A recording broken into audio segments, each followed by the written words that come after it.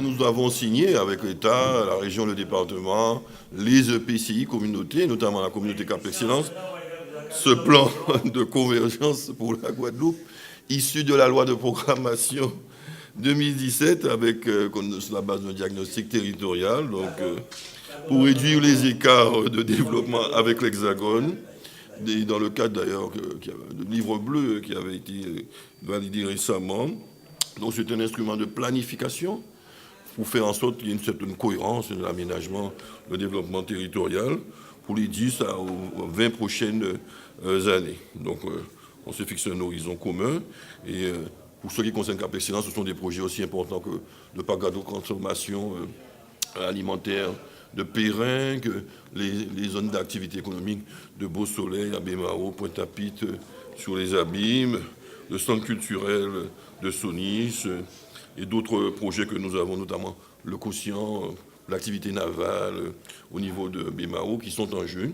On verra donc, à l'issue de nos travaux, dans ce comité technique, qu'est-ce qu'on peut tirer concrètement de ce plan de convergence. Mais c'est un bon travail œcuménique de rassemblement que nous avons fait dans le cadre de cette conférence territoriale d'action régionale. Il y a un calendrier qui est fixé, sur plusieurs mois, nous avons le temps de réfléchir, de faire délibérer nos assemblées respectives, et ensuite des techniciens, des experts, en même temps, politiquement, les choses sont suivies. C'est un projet sérieux où les financements sont là, des centaines de millions d'euros. Encore faut-il que nous ayons la capacité nous-mêmes d'apporter notre part contributive, ce qui est le cas en tout cas pour Cap Excellence. La loi nous permet aujourd'hui de pouvoir réunir cette conférence avec les présidents d'agglo et inviter le préfet. Donc c'est pour un peu recadrer, il faut le dire, et surtout rattraper le retard que nous avons avec l'Hexagone. C'est la loi qui le dit. Et aujourd'hui, c'était mettre en place rapidement le plan de convergence, notamment par déjà valider le plan et par la suite, avant le 31 mars, signer le contrat. Donc ça a été fait aujourd'hui déjà, les relevés de décision ont été validés officiellement. C'est 198 millions qui seront à la disposition de la Guadeloupe. Maintenant, c'est à nous de pouvoir rapidement mettre en place les projets.